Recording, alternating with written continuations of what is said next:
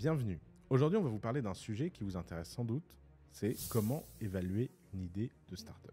Quand on me pitch une idée, j'ai toujours un framework en tête pour évaluer cette idée. Et en fait, le framework fonctionne comme des espèces de tests. Le premier test à faire, c'est de se poser la question du pourquoi ça n'existe pas encore. Retenez cette règle simple. Si une entreprise n'a aucune barrière à l'entrée technologique, si elle n'a aucune difficulté opérationnelle, s'il n'a besoin d'aucun secret pour que ça existe, alors pourquoi ça n'existe pas? La raison est simple, c'est qu'une idée que vous avez qui n'a pas de barrière à l'entrée est une idée qui a déjà été faite de nombreuses fois et ça n'a pas fonctionné. Et ça, c'est sans doute l'élément le plus compliqué à comprendre lorsqu'on est un jeune entrepreneur. C'est que énormément d'idées ont déjà été faites et il y a énormément d'idées qui ne fonctionnent pas. Elles ne fonctionnent pas parce qu'elles ont l'air sur le papier d'être des bonnes idées, pourtant, en fait, elles n'en sont pas. Est-ce qu'il y a quelque chose dans l'idée qui vous surprend suffisamment pour vous dire « Tiens, il y a de grandes raisons que ça ne fonctionne pas ». De façon un peu paradoxale, très souvent, les idées les plus innovantes et les plus évidentes sont rarement les idées qui fonctionnent le mieux. Essayez de vous souvenir de à quoi ressemblait le monde avant Google. Et imaginez qu'on vous pitch Google. Comment croire que ça va fonctionner? Imaginez le monde avant Wikipédia et on vous pitch Wikipédia. Comment vous voulez y croire?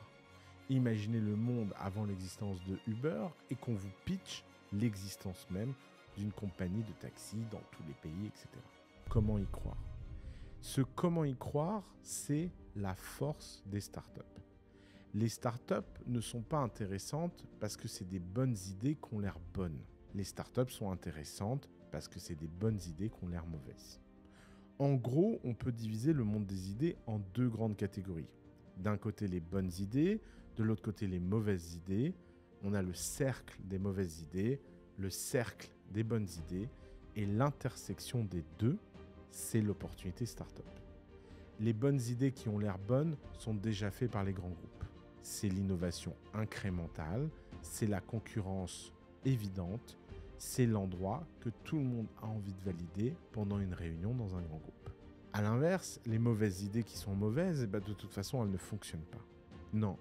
Ce qui est intéressant et ce qui produit l'opportunité entrepreneuriale, c'est les bonnes idées qui ont l'air mauvaises. Alors, comment savoir si votre bonne idée qui suscite le scepticisme est en fait une bonne idée ou une mauvaise idée? Il suffit de passer 3 tests très simples.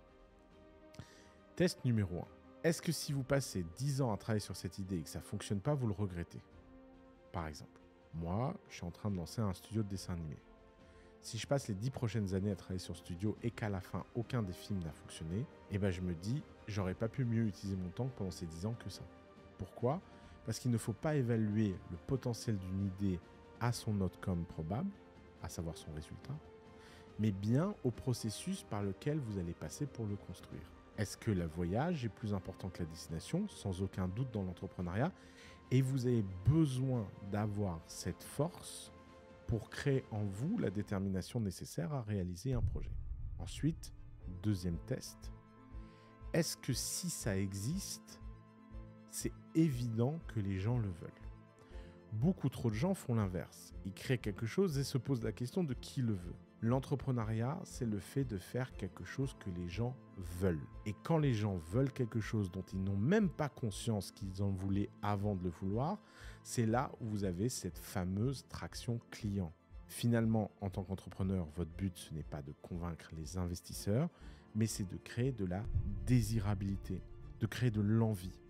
La désirabilité et l'envie, c'est ce qui fait que les gens vont avoir envie ou pas d'acheter votre produit. Et plus il y a de gens qui ont envie d'acheter votre produit, et plus votre produit a des chances de succès. Le vrai proxy du succès dans l'entrepreneuriat, c'est pas l'investissement, c'est pas les levées de fonds, c'est pas la BPI, c'est pas le fait de faire des dossiers, des concours, des business plans, des études de marché. Tout ceci, c'est de la poésie. Et la poésie, c'est très joli, mais ça ne fait pas le succès d'une start-up. Non. Ce qui fait le succès d'une start-up, c'est la demande, l'envie. Est-ce que même alors que ce n'est pas prêt, les gens veulent quand même acheter? Est-ce que même parce que ce n'est pas prêt, les gens veulent quand même obtenir quelque chose. Ça, c'est la volonté entrepreneuriale. Et de ce point de vue-là, l'entrepreneuriat, c'est un jeu de création, de désir et d'envie de la part des clients. Donc, n'essayez pas de vous dire pourquoi une idée ne va pas fonctionner, parce qu'il y a 1 million de raisons que ça ne fonctionne pas. Essayez de vous dire, est-ce que si malgré tout ça fonctionne, c'est intéressant, fabuleux, merveilleux, fantastique. L'entrepreneuriat est une quête de gens optimistes. Le pessimisme et le cynisme n'ont pas leur place dans l'entrepreneuriat. Finalement, ça nous amène au 3e grand filtre, c'est est-ce que c'est rentable? Alors soyons clairs, une start-up peut mettre des années à être rentable, mais un modèle, lui, doit être évidemment rentable dès le début. Alors entendons-nous bien, évidemment, quand on parle de rentabilité dans une start-up, on ne parle pas du fait que la start-up doit faire du bénéfice dès le premier jour. Non, on parle du niveau atomique de rentabilité, à savoir celle du business model. Prenons un exemple que vous pouvez tous comprendre. Uber, en tant que société, c'est une société qui ne fait pas de bénéfices. Pourquoi ? Parce qu'ils dépensent plus d'argent qu'ils n'en gagnent. Notamment, ils ont énormément de dépenses marketing et ils ont énormément de dépenses en R&D pour développer la voiture autonome. Les dépenses en marketing et les dépenses en R&D sont des décisions de gestion. Le marketing est une décision de gestion qui signifie je pense qu'il y a encore de la croissance à aller chercher et je pousse pour faire connaître l'entreprise. La dépense de R&D, c'est je pense qu'il existe une meilleure version de l'entreprise et je veux être celui qui propose cette nouvelle version au monde. Ces deux décisions de gestion sont discutables. Les gens pourraient discuter et dire que Uber dépense trop d'argent dans ces domaines et pourrait en dépenser moins et être rentable. Ça, c'est la responsabilité du management d'Uber et aux actionnaires de voter avec leur argent dans la croyance de est-ce que c'est une bonne stratégie ou pas. Par contre, le modèle de Uber, à savoir le fait de prendre un pourcentage sur chacune des courses, lui est rentable. Pourquoi ? Parce que le chauffeur, il donne une commission à Uber en échange d'une mise de relation sur une app. L'app, elle a été développée une fois et elle est rentabilisée par toutes les courses à travers le monde. Le business model atomique, à savoir à l'intérieur des atomes d'une entreprise, le modèle le plus simple de création de valeur, à savoir de prendre une commission en échange de fournir une app au chauffeur et une mise en relation, lui est massivement rentable. Souvent, les entrepreneurs un peu naïfs ne savent pas faire des calculs fondamentaux de ce qu'on appelle unit economics.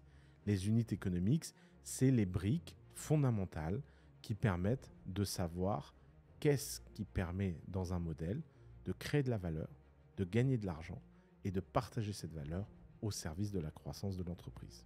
Alors n'écoutez pas les journalistes qui racontent n'importe quoi en disant que les startups, ça ne gagne pas d'argent. Ce n'est pas vrai, ça en gagne plus difficilement parce que ça essaie d'en gagner beaucoup. Une startup peut ne pas être rentable, un modèle économique, lui, est très très souvent massivement rentable.